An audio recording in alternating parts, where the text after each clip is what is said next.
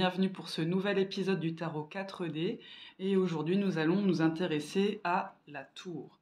Alors la tour, quand on la tire, en général, on est un peu pâle, parce que ça explique qu'il va y avoir un revers de fortune assez majeur, un écroulement de nos croyances, de nos perceptions, que nos certitudes n'étaient peut-être pas les bonnes finalement, qu'on s'est cru à l'abri de beaucoup de choses et qu'on a pété plus haut que son cul, clairement.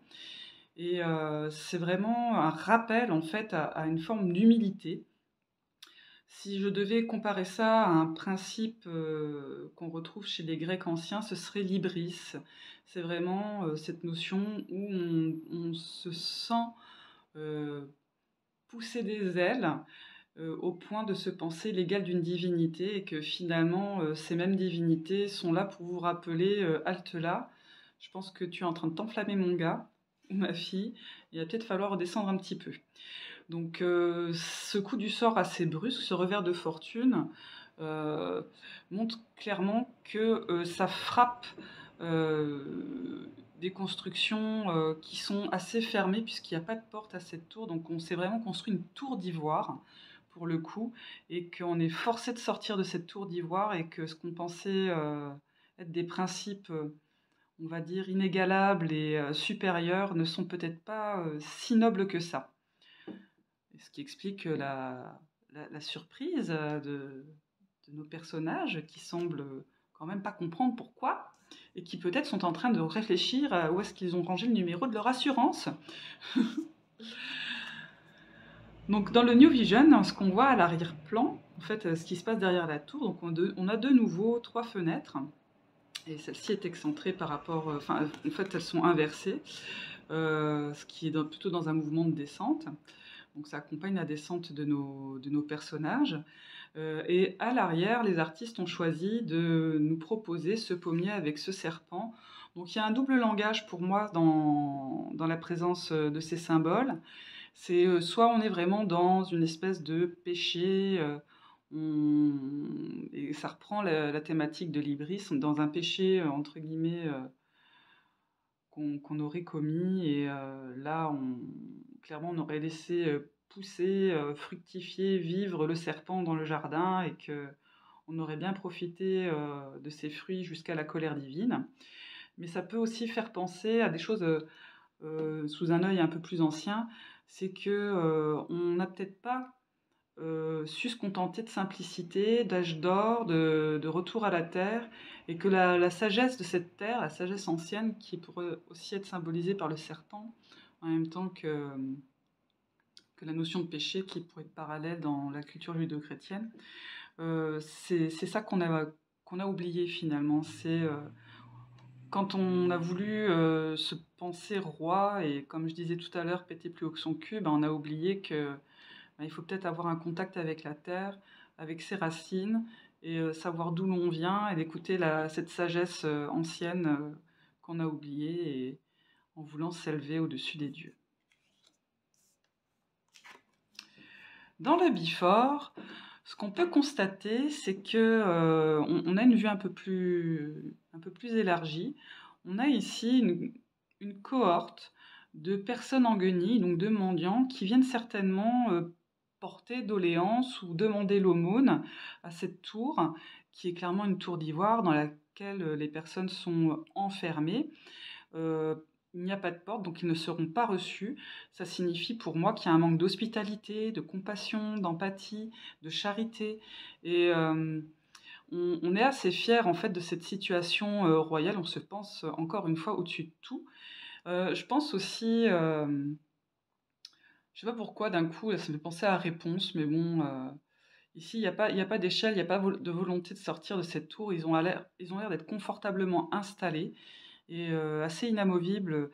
Il y a un côté très monolithique dans cette situation. Ça me fait beaucoup penser aux personnes qui, parfois, se sentent à l'abri parce que ils possèdent une maison, une voiture, enfin, ils ont accompli. Ils ont coché toutes les cases de la grille du bonheur social tel qu'on nous le vend actuellement. et que s'il y a quelqu'un qui connaît un revers de fortune, eh ben, ils seront assez prompts à se moquer ou à se sentir supérieurs. Disons que voilà, il y a ce sentiment de supériorité aussi qui est là. Et pourtant, le défaut de charité fait déjà annoncer que derrière, il y a quand même des forces supérieures qui se rapprochent pour leur rappeler que toi aussi, tu peux finir en chaussettes à poil dans la rue avec l'huissier qui compte tes cuillères. Donc, t'installes pas trop confortablement non plus.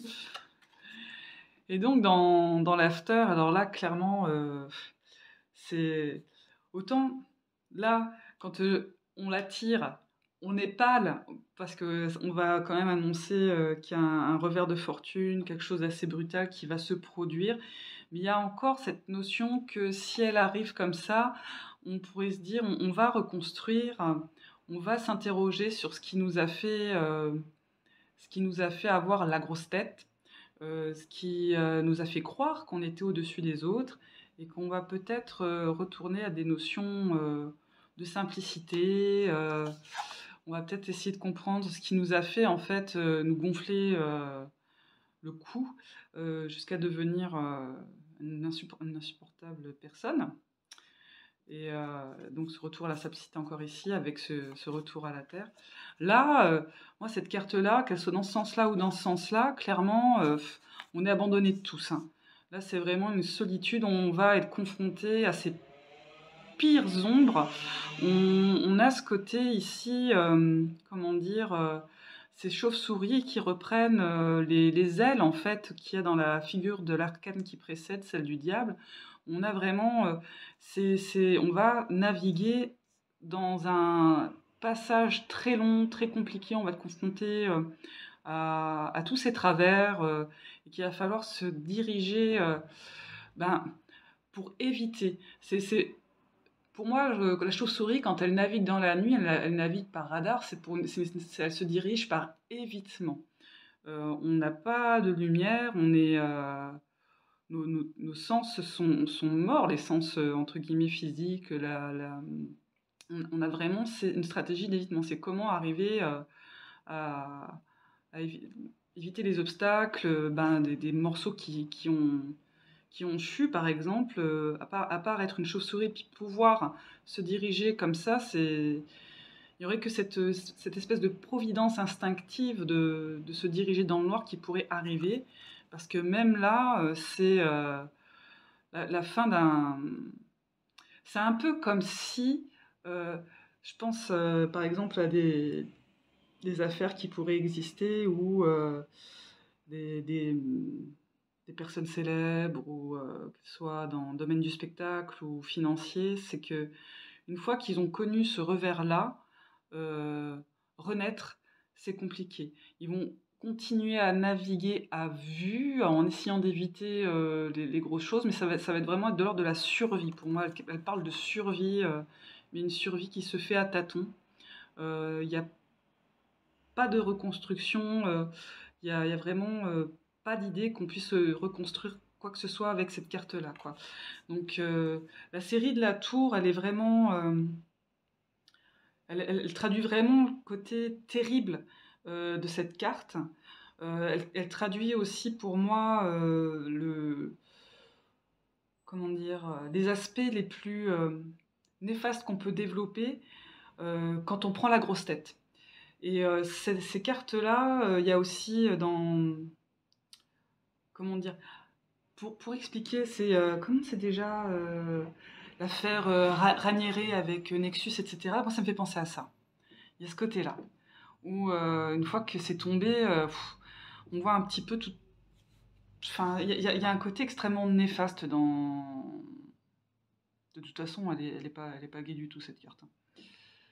Mais j'aime bien la progression, l'histoire qu'elle raconte. On voit que il faut rester humble en fait. C'est un rappel d'humilité parce que si on perd réellement cette humilité et que si on vient entre guillemets à être frappé et qu'on n'arrive pas à se rappeler que oui, on a perdu l'humilité de vue, eh ben ça va être très très difficile de se reconstruire. Disons que là, on est vraiment très très loin dans le dans le chemin de la grosse tête, et de l'ego surdimensionné, par exemple. Voilà. J'espère que cette visite du tarot 4D vous aura plu sur l'arcane de la tour. Je vous souhaite un bon ce que vous voulez, selon le moment où vous en êtes. Et je vous dis à bientôt. Bisous!